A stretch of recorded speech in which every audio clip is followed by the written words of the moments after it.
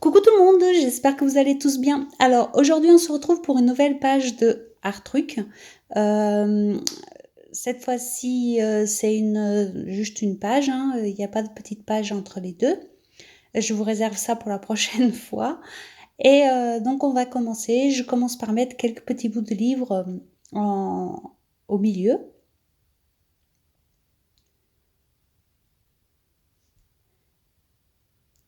Parce que déjà ça cache un petit peu ma couture qui était un petit peu de travers ici. Et c'est la couture que j'ai fait pour relier les pages. Et ça va un petit peu renforcer ce qui sera pas plus mal, car la page de gauche, c'est vraiment un papier très très fin que j'ai renforcé quand même un petit peu, même si j'aimais ce côté un petit peu fin et transparent. Si je l'avais laissé tout seul, il aurait craqué, c'est sûr. Donc j'en laisse des petites parties, mais je renforce certaines autres avec d'autres papiers. Puis je viens appliquer un petit peu de gesso avec une éponge, un petit bout d'éponge, mais pas partout, hein, certains endroits uniquement.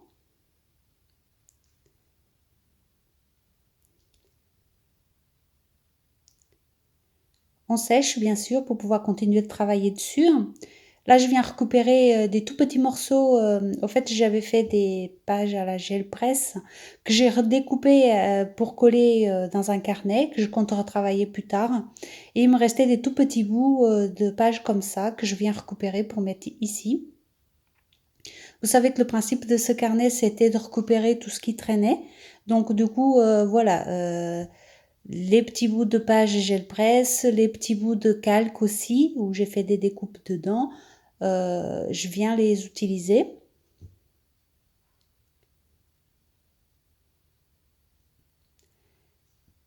C'est vraiment l'intérêt de ce carnet, c'est de mettre tout, vraiment tous les petits bouts de tout, au fait. Les petits bouts de tissu, les petits bouts de ruban, les petits bouts de dentelle, ce que vous avez, au fait.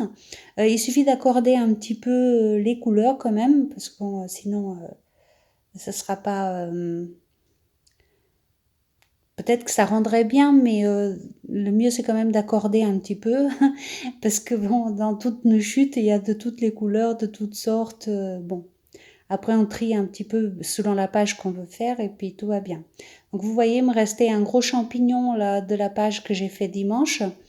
Et donc, je viens l'utiliser ici. Hein. J'utilise tout ce qui me reste, bien sûr.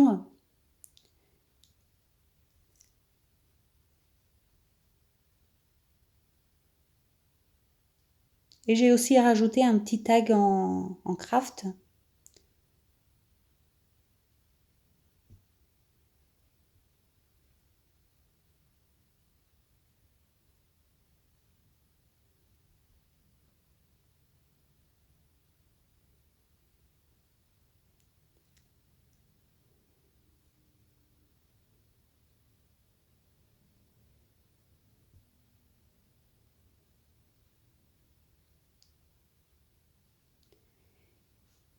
Et vous voyez que je fais mon fil conducteur toujours pareil, hein, toujours le papier noir, un peu de craft, normalement un peu de libre.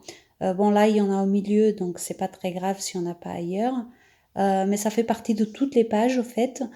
Et après bien sûr toujours pareil la bestiole, le papillon, le champignon et l'image vintage. Euh, il y en a dans toutes les pages. Donc voilà, je me répète, mais peut-être que vous n'avez pas regardé les autres vidéos. Donc je vous le dis comme ça, vous savez quel est le principe ici. Vous voyez, je mets toujours au moins une fois sur chaque page ces éléments. Du noir, du craft, un petit bout de livre. J'essaye d'utiliser quand même pas mal de petits bouts de tissu. Donc c'est des petits bouts que j'ai récupérés. Au fait, c'était une... Je vous raconte encore une fois ma vie. Hein. C'était une vieille tête d'oreiller qui s'est filochée très bien quand je l'ai déchirée. Et du coup, j'ai décidé de la garder. Et je m'en sers pour beaucoup, beaucoup de choses. Y compris pour protéger... quand je fais les reliures, par exemple, et que je vois que c'est trop fragile, je peux mettre un petit bout au milieu et ça les protège. Et j'utilise tous les petits bouts qui me restent comme ça ici. Et je trouve que ça donne un petit côté sympa.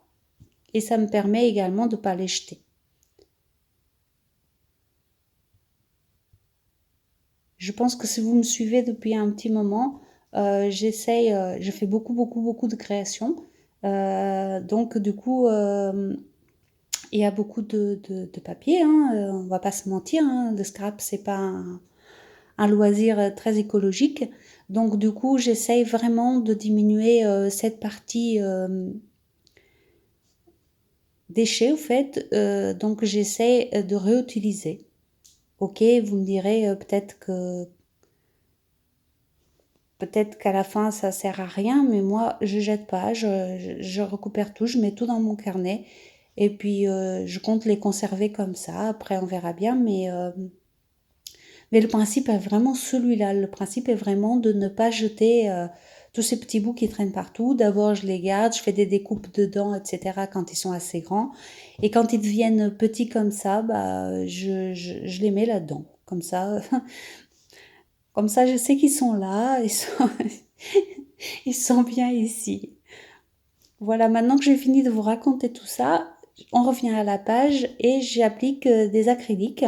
Donc vous les avez sûrement reconnus, c'est les tout petits tubes acryliques de chez Action qui sont assez transparents, mais justement ici c'est parfait parce que comme ça on va avoir la transparence des papiers en dessous. Et ici ça va super bien, donc voilà. Donc là, à ce stade-là, vous allez peut-être trouver ça moche. Euh, oui, c'est pas très beau. Mais bon, ça va peut-être s'arranger, on verra bien.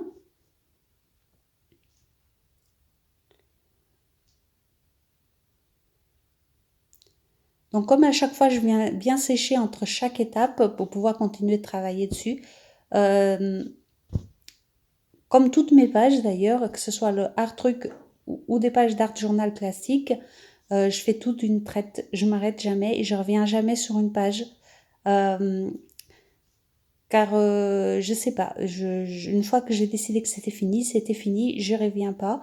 Mais par contre, je fais tout à vraiment, à moins qu'il se passe un truc où il faut vraiment que j'arrête. Mais sinon, je fais tout d'une traite parce que c'est comme ça que j'aime faire, tout simplement. Après, il y a des gens qui vont revenir pendant plusieurs jours de suite. Moi, j'y arrive pas. Quand je reviens dessus, j'ai plus envie de travailler dessus. Donc, je la finis toujours d'une traite et assez rapidement. Des petites pages d'art truc comme ça dépassent rarement une demi-heure. Hein. C'est aller quand il y a 4 ou 5 pages à faire en même temps, 1 heure. Mais généralement, celle-ci, elle m'a pris une demi-heure, quoi. Voilà, donc moi je fonctionne comme ça. Quand je commence une page d'art journal, je m'assure d'avoir au moins 1 heure devant moi pour pouvoir la finir, car sinon je la finis jamais au fait. C'est comme ça, j'arrive pas à revenir dessus. C'est ma façon à moi de fonctionner. C'est sûrement bizarre, mais voilà. Donc là, je viens placer mes éléments. Vous avez vu, j'ai mis mes tamponnages comme d'habitude. Hein. J'ai tamponné sous le tissu aussi. J'aime bien cet effet que ça fait, ça atténue un peu l'encre et j'aime bien. Donc je viens placer tous les éléments que je colle à la colle chez Action comme d'habitude. Je rajoute un petit morceau de gaz pour donner un peu de profondeur. Je trouvais que c'était trop bleu au fait, donc du coup je suis venue rajouter quelques bricoles.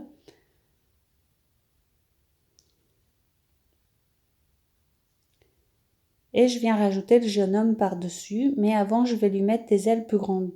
Je trouvais que ses ailes étaient vraiment trop petites et qu'on les voyait à peine. Du coup, je vais les mettre un petit peu en relief en mettant un autre papillon coupé en deux derrière lui.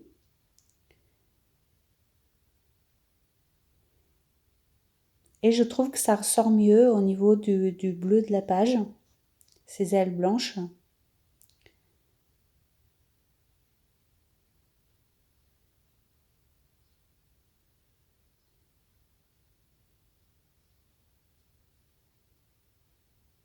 Et vous me voyez à chaque fois que je colle utiliser un morceau de tissu pour bien appuyer sur mes images. Ici, il y a beaucoup de relief et c'est mieux d'utiliser un morceau de tissu. Par contre, n'allez pas utiliser un morceau de sopalin, par exemple, car vous risquez des catastrophes. Le sopalin se colle très vite à la page et je vous le dis parce que je l'ai déjà fait. Et du coup, il reste collé sur la page et après on galère pour l'enlever, donc il vaut mieux éviter. Par contre, le tissu, ça fonctionne très bien, il accroche pas. Et du coup, on peut vraiment appuyer dessus, que ça colle bien sans avoir ce souci comme avec le papier absorbant. Je viens rajouter des petits détails avec le Posca blanc.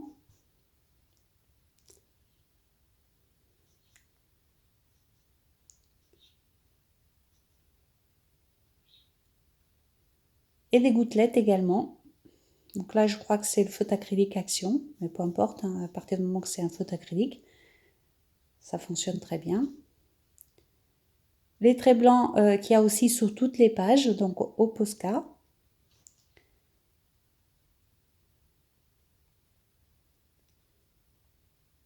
Après, ça peut être un Posca, ça peut être un Signo, ça peut être ce que vous avez.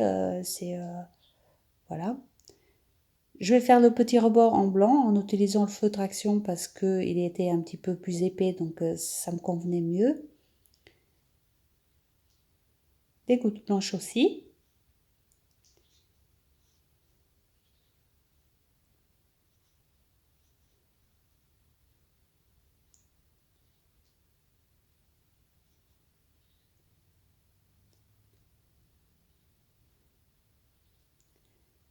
Là, je viens également utiliser un Posca rouge pour accentuer quelques petites parties et mettre aussi des gouttes rouges.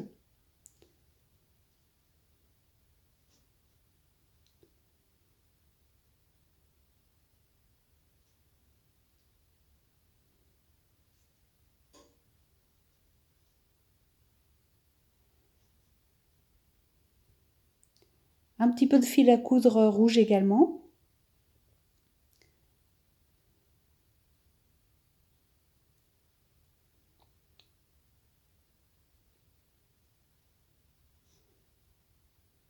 J'avais déjà mis un peu de fil noir en dessous les bestioles. Là, je viens mettre un petit sentiment, moins speed. Si vous voyez de qui je veux parler, je sais pas moi. Aucune idée, mais moins speed quand même. Là, je viens rajouter les empreintes comme sur toutes les pages de ce carnet.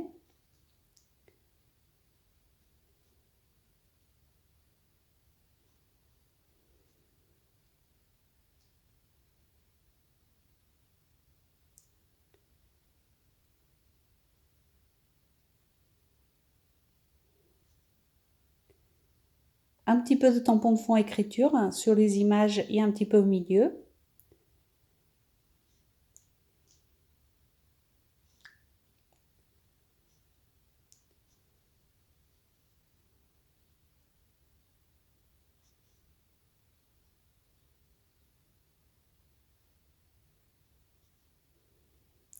J'ai encore passé un excellent moment à créer cette page. J'adore créer là-dessus, c'est marrant, ça change de format et comme il est très haut, j'adore. Donc voilà, j'espère que vous l'aimerez aussi cette page. Je viens mettre des petits traits blancs sur les empreintes noires également. Et puis voilà, elle va être bientôt finie cette page, hein. Je vous montre le résultat. J'espère qu'elle vous plaira. Moi, elle me plaît. J'aime beaucoup